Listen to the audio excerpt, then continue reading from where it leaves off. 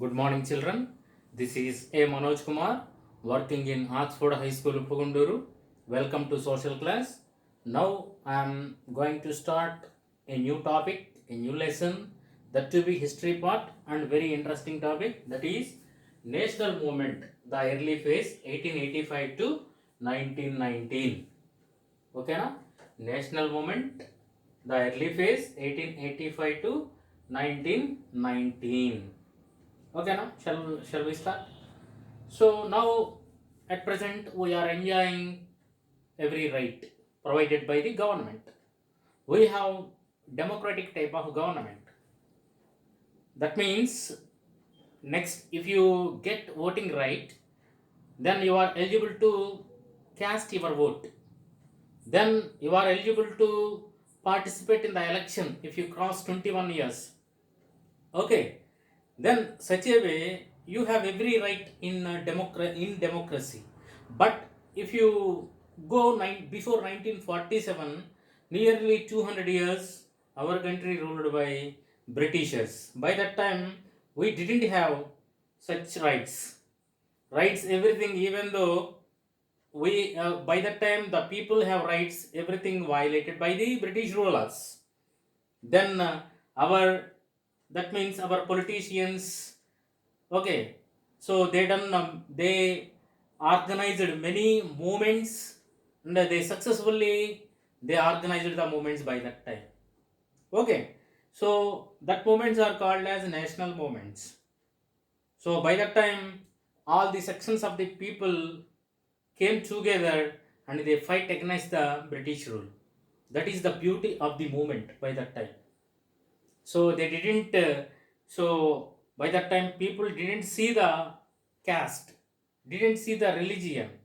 So by that time they felt we are all Indians, like that they felt. They participated in the movement. Finally they succeeded in one point. Even though initially they failed, finally they succeeded to bring the freedom to India. Okay, now then see, the national movement in India forms an important step in history as it helped to weld diverse people and sections of society into one nation. Okay, na? Then people felt we are all one nation, even though we have many states by that time, but people came together. They felt we are all one nation. We are fight against the British rulers, like that they felt. Okay, na? So then all sections, that means all religions, all castes came together to not only fight against the British rule but also to build a new country. By that time, the people motto is to build a new nation which is free for all aspects. Like that they felt. Okay, na? Then finally they succeeded or not? Yes, they succeeded. So how you will say, sir, we succeeded. 1947, we got independence. Then see, with the growth of English education during the second half of the 19th century, intellectuals, by that time, many intellectuals were there. They thought, they discussed about the British rule. Okay, na? So Britishers implemented English education in India. Many of the people not accepted English education, but some extent, so intellectuals, especially they learned English education. Then afterwards they read the policies of the Britishers, and they realized that these policies are so especially damaging the Indian, okay, perspective. Indian people rights, everything damaged by these policies. Like that they realized by studying the English education. If they didn't study such kind of education, they didn't know regarding that. Some extent in English education helped a lot, especially intellectuals. They opposed the policies of the British, isn't it or not? They questioned the British people. Why you are implementing such a policies which degrading the Indians? Such a way they questioned. Okay, na? Then the intellectuals of the time opposed to the inequalities and injustice of the old social system. By that time, our social system, have many inequalities and injustice policies. implemented by the British rulers. They opposed it. Who? Intellectuals. Who studies English education, who studied English education, they opposed it. Then they wanted a democratic political order. Okay, na? So which kind of order they? Okay, so they especially they desired okay democratic political order. Which order? Democratic political order. They wanted at the same time to point out the exploitation and injustice caused by the British rule. So they wanted democratic political order. They wanted at the same time to point out the exploitation and injustice caused by the British rulers. Why Britishers came to India? That is my question. They wanted to save India. They wanted to protect India. No, especially if you see European countries, all countries are small countries. Initially, European countries industrialized. They produced many products. They wanted to capitalize it. They wanted to sell these goods in the outside market, outside countries. That's why they targeted Asian countries like India, China, so that they, okay, first of all, they colonized India. They came to do the business in India. Afterwards, they colonized India. Afterward, they grabbed the power in India. They sold goods in India. They collected raw materials from India. These raw materials they sent it to Britain. Afterwards, they made final goods in Britain. Then these final goods they sold in India. They got profits in India. Okay, na? Isn't it or not? Understood? I think so. So, such a way, in all aspects, they exploited India. Who exploited? Britishers exploited India. Who point out these exploitation, these injustice policies? Our intellectuals, our very intellectuals pointed out such, okay, these injustice and exploitation caused by the Britishers. Then see, this consciousness began in the second half of the 19th century. First half of the 19th century in the sense 1900 to 1950. Second half of the 19th century in the sense 1950 to then 1999. So this consciousness began in the 19th century. Okay, na? Especially second half of the 19th century. The educated Indians, after studying the nature of the British rule, they opposed British policies in India. Okay, na? These educated Indians questioned the British rulers. You are implementing injustice policies in India. This is not correct.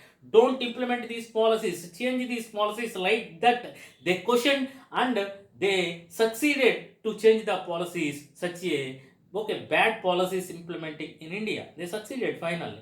So Britishers changed the policies afterwards.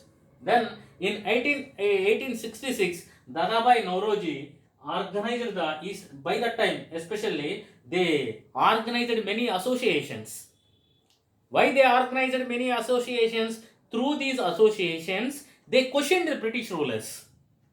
Association is nothing but few members are gathered in one place and they are discussing intellectually. They are discussing the policies implementing in India. Okay, na? Such associations, so many associations formed in the second half of the 19th century. These associations questioned the British rulers. So 1866, Dadabhai Nauroji, who propagated rain theory, organized the East India Association in London. Very, very important. 1866, Dadabhai Nauroji organized the East India Association in London. Okay, na? Very, very important. So, especially why he organized East India Association to discuss the Indian question. He wanted to explain the problems facing in India due to the policies implemented by the Britishers. Where he questioned in British Parliament, he questioned who? Dadabhai Nauroji. Okay, during 1866 to 1885, various leaders like Badruddin Tyabji, then M.G. Ranade, then K.C. Telang and G. Subramanyam. So organized associations in Calcutta, Pune, Bombay and Madras. Okay na? So these persons, prominent leaders, they organized different associations in then Calcutta, then Bombay, Pune and Madras. Through these associations, what they done? They questioned the British. Then these associations held nationalistic zeal and tried to unite the intellectuals. Na? So try to unite the intellectuals. By that time, these associations especially questioned by that time, Britishers forcefully implemented the tax on textiles. They implemented especially they forcefully suppressed the newspapers in India. So such kind of things they questioned. Why you are collecting the taxes on textiles? Why forcefully some harsh laws you are implementing in newspapers, Indian newspapers? Such a way they questioned, these associations questioned. Then finally they changed their policies by seeing these associations. So by seeing these association strengths, so finally they changed their policies to some extent. Up to now, I explained you about the introduction part of national movement, the early phase in 1885 to 1919. Now, the Indian National Congress and the moderate phase. Regarding that, we will discuss.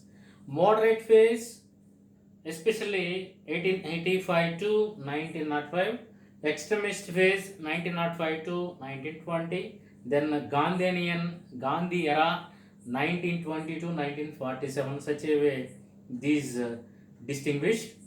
Then first the moderate phase. Especially in the moderate phase, intellectuals they involved in this phase. All these nationalistic intellectuals came together in the first session of the Indian National Congress. INC means Indian National Congress. Why Indian National Congress established? That is my question.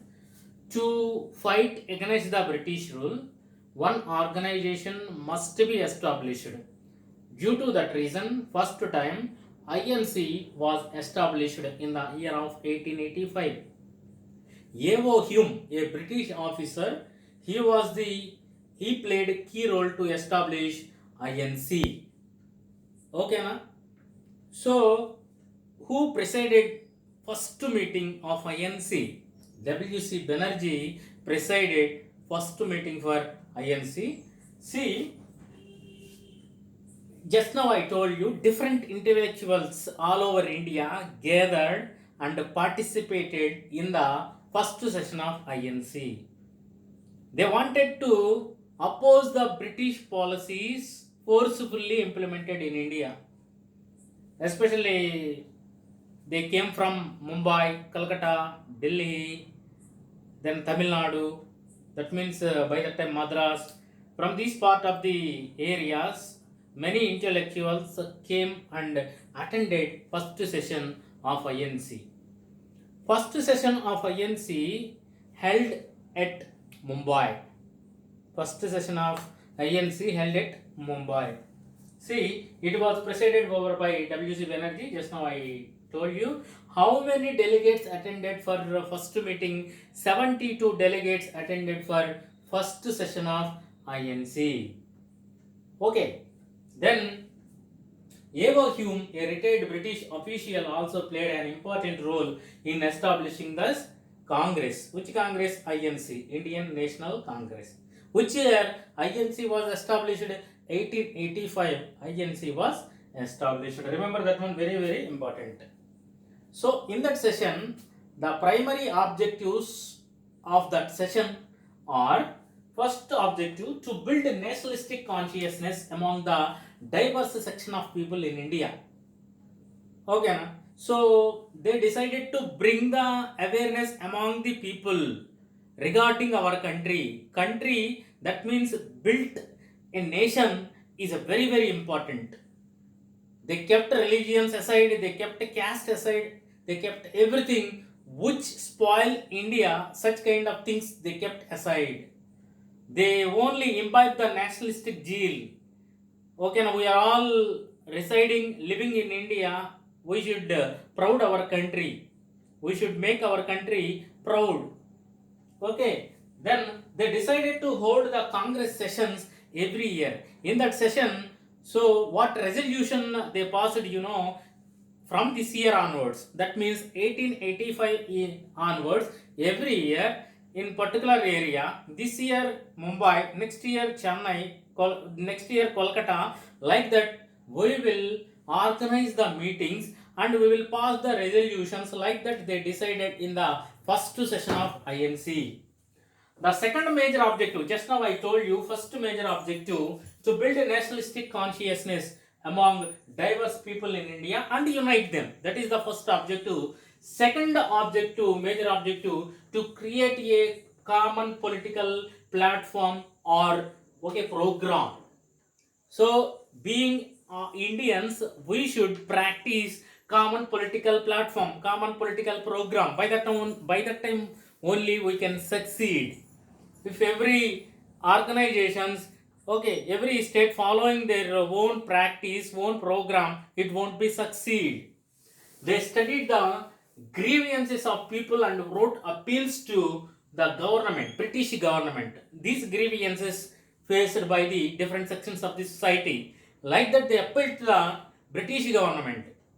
Okay, so they studied the grievances of people and wrote appeals to the government and also educated the people about their political rights. By that time, people were illiterates. Most of the people were illiterates. If they know their political rights, automatically, so a new enthusiasm will come. Surely they will fight against the British rulers. So, third major objective was to promote democratic ideals and functioning in India. So, democracy is very important. Democratic rights are very important. So that their third major objective was to promote democratic ideals among the people. Then the INC functioned democratically, discussing all the issues and trying to evolve consensus or sometimes voting also. Okay, na? So different intellectuals like Badruddin Tyabji, W.C. Banerjee, then Telang, K.C. Telang, Tilak, like that, not Tilak. So next phase he will come. Like that, many intellectuals participated in the first session of INC. At this stage, INC decided not to take up issues relating to social reforms, especially social reforms relating to religious activity.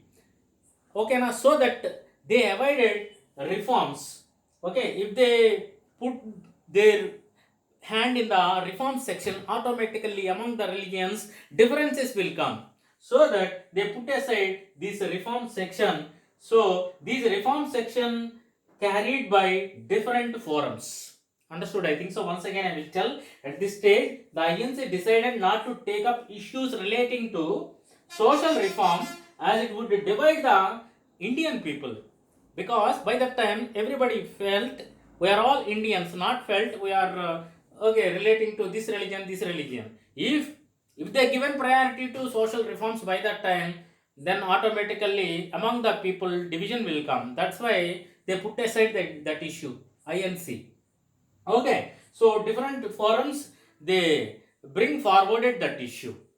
Okay, understood? So this is all about INC first meeting. How many delegates attended in INC first meeting? 72 delegates attended. Where first session of INC conducted? In Mumbai, first session of INC conducted. INC means Indian National Congress. Who was presided over first meeting? W.C. Banerjee presided over first meeting. Who was the British officer? Main reason for to establish INC is Evo Hume. Which year INC was established? 1885. Okay, so most intellectuals by that time from different regions, they attended in that meeting. How many delegates attended? 72 delegates attended. Okay, na? So how many objectives we discussed? Three main objectives we discussed. What are they? To build nationalistic consciousness among the diverse people of India and unite them. Second one, the major objective to create a common political program or platform. Third objective was to promote democratic ideals and functioning in India. Okay, this is all about the first session of INC, Indian National Congress. Thank you.